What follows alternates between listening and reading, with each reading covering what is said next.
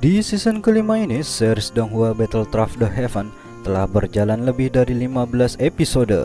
Ya, lika-liku perjalanan Shoyan pun sudah memasuki era baru nih, dimana kedepannya kita akan semakin mengetahui misteri-misteri yang ditinggalkan di season sebelumnya. Dan pastinya kita akan dibuat penasaran dengan apa sajakah yang terjadi kedepannya dengan sang karakter utama dalam series ini. Di video kali ini kita akan review tipis-tipis nih, bagaimana sih penayangan season kelima film Donghua Battle Craft the Heaven. So, para kisanak dan nyai di seluruh dunia persilatan, siapkan docking kalian and let's get started.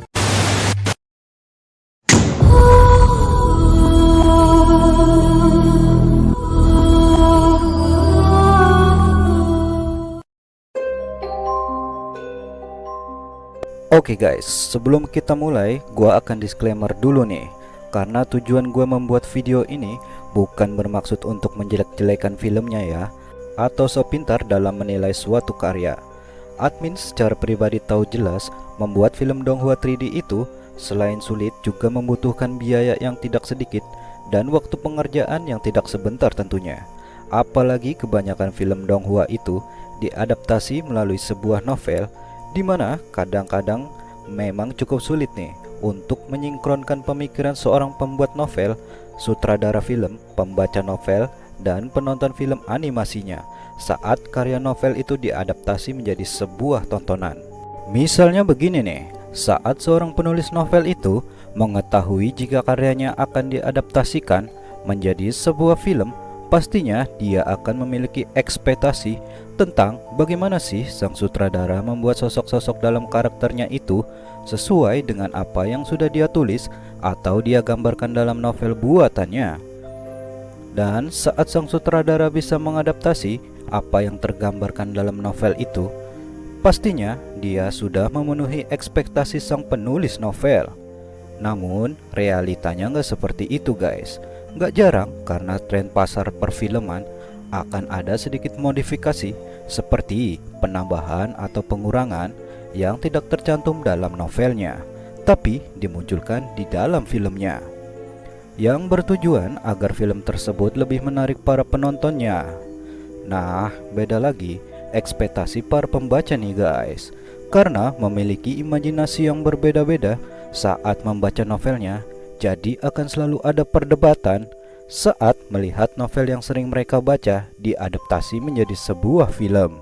Sampai di sini semoga kalian paham ya dengan penjelasan yang sudah gue jabarkan barusan. Next, kita lanjut ke inti permasalahannya nih guys. Di sini gue akan sedikit mereview tentang perjalanan season kelima dari series Battle Craft the Heaven, yang dimana kalau menurut gue secara pribadi tingkat keseruannya sudah sedikit berbeda dari season-season sebelumnya. Entah kenapa begitu, perbedaan ini nggak seperti gue menonton season-season sebelumnya nih. Padahal di season sebelumnya, gue suka menonton episode Battle Craft the Heaven itu berulang-ulang nih guys di setiap minggunya, bahkan sampai 2-3 kali. Tapi semenjak series ini memasuki arc Akademi Jianan, nonton satu kali aja udah bosen nih guys. Karena kebingungan inilah di suatu malam di malam Jumat Kliwon, tepat pada malam gerhana bulan, dan rumah tetangga gue yang suka ngutang kemalingan, gue mencoba berkonsultasi dengan Mbah Gaong untuk saling bertukar pikiran dan mencoba memahami apa yang sebenarnya terjadi nih dengan penayangan season kelima dari series Battle Craft the Heaven. Ya, meski harus ngutang di warung yang gak rela diutangin demi memenuhi sesajen yang berupa rokok Jinggo dan kopi Starbucks buat si Mbah Gaong, tapi semua itu gak sia-sia guys, karena hasil pertemuan gue dengan si Mbah Gaong menghasilkan sebuah titik temu dan opini-opini yang mendalam tentang kebosanan gue menonton series BTTH di season kelima ini. Di antaranya seperti 1, udah terkena spoiler guys. Terus terang gak cuman Battle Craft the Heaven aja nih, tapi hampir seluruh Donghua nih guys, saat memasuki part yang lagi seru-serunya pasti bersambung.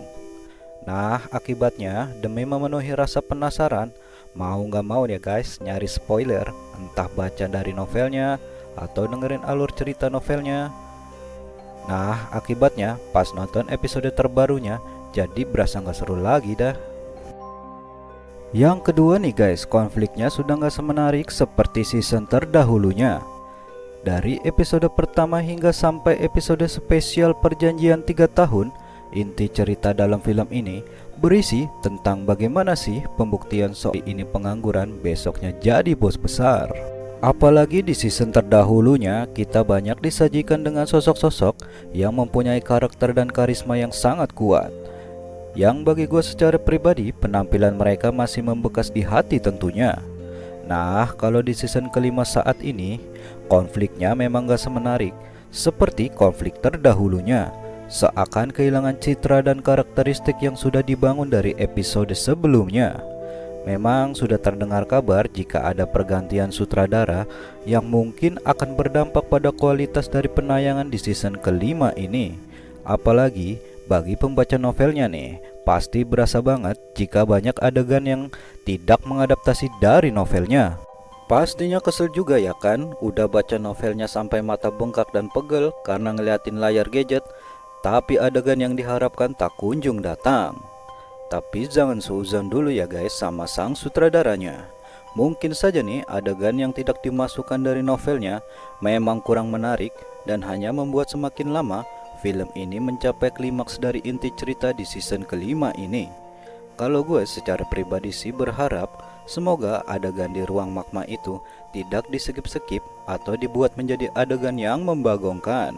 Karena sebagai calon adegan yang mempersatukan bangsa, admin justru berharap akan ada penambahan adegan yang lebih menantang dengan desahan yang bisa menggetarkan alam semesta. Oh my god! Lalu di sisi lain, adegan percintaan yang membuat baper para insan yang haus akan kasih sayang pun sudah tidak ada lagi nih. Yang padahal hal itulah yang menjadi daya tarik utama dari perjalanan film Battlefield the Heaven sejauh ini. Bahkan chemistry pasangan Xiaoyan dan Sun Er pun meski ditampilkan cukup mesra, tapi belum bisa menggantikan suasana romansa yang telah terjalin antara dua insan yang berbeda usia ini. Ayo siapa nih fans garis keras Yun Yun yang belum bisa move on? Teruslah berharap guys, siapa tahu ya kan Sun Er digantikan oleh Yun Yun di masa mendatang. Masih menyangkut konflik di dalam filmnya nih, yang kini jok-jok receh serta karakter yang menjadi sosok penghibur sampingan yang membuat film ini lebih berwarna sudah jarang ditampilkan lagi.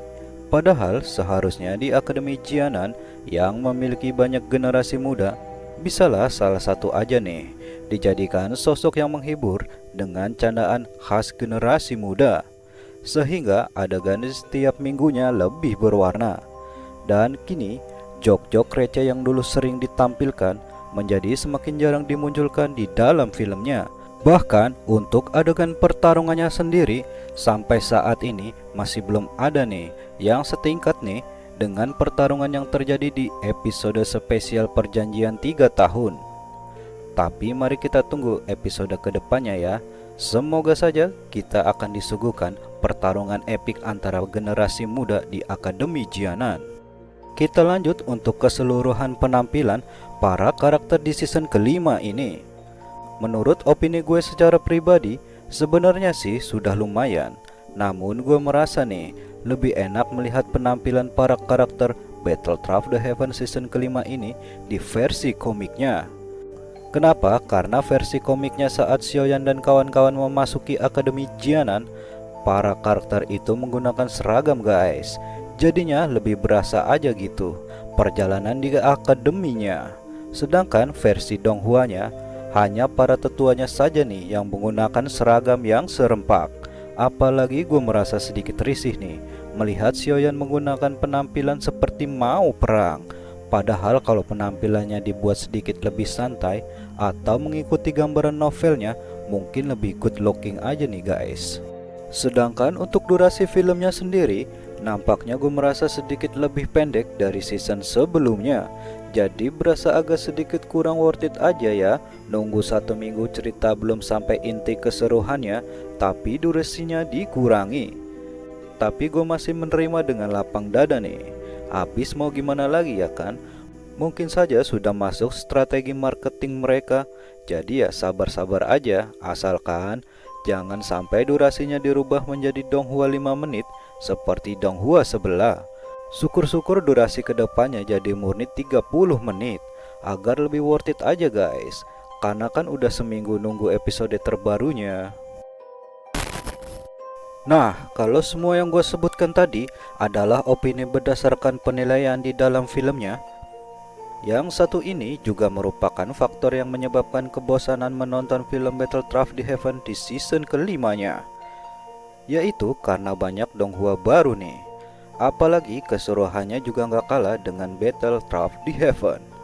Nah, persaingan ini pula yang memungkinkan bikin jenuh ketika menonton Battlefield di Heaven.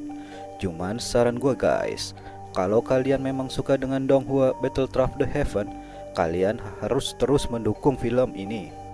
Karena setahu gue, kalau Donghua udah sepi peminatnya, pasti bakalan dihentikan nih pembuatan filmnya. Maka dari itu, sudah banyak juga proyek Donghua yang tenggelam di tengah jalan. Karena gak cuma persaingan hidup aja nih guys yang kejam, tapi persaingan pasar perfilman juga sangat kejam. Dan untuk saat ini, terus terang gue masih cukup menikmati perjalanan season kelima dari film Battlefield di Heaven. Dan dari banyaknya keluhan yang gue sebutkan sebelumnya, gue masih percaya ke depannya kita masih akan disuguhkan dengan berbagai adegan menarik seperti season terdahulunya.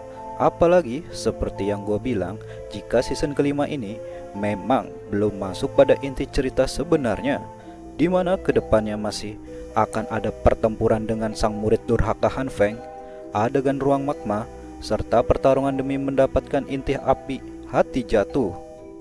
Nah, kalau gue secara pribadi jika disuruh menilai dari angka 1 sampai dengan 10 untuk perjalanan season kelima sejauh ini, gue kasih 6,5 dulu deh.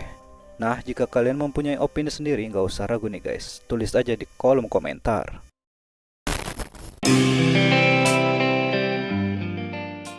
Well, gue rasa sampai di sini dulu ya review singkat perjalanan dari season kelima Battlefield di Heaven. Dan terima kasih bagi kalian yang udah mau dengerin bacotan gue dari awal sampai akhir. Dan juga mohon maaf jika memang ada kata-kata yang tidak berkenan di hati kalian. Akhir kata, admin dan kru berserta Mbah Gaung undur diri.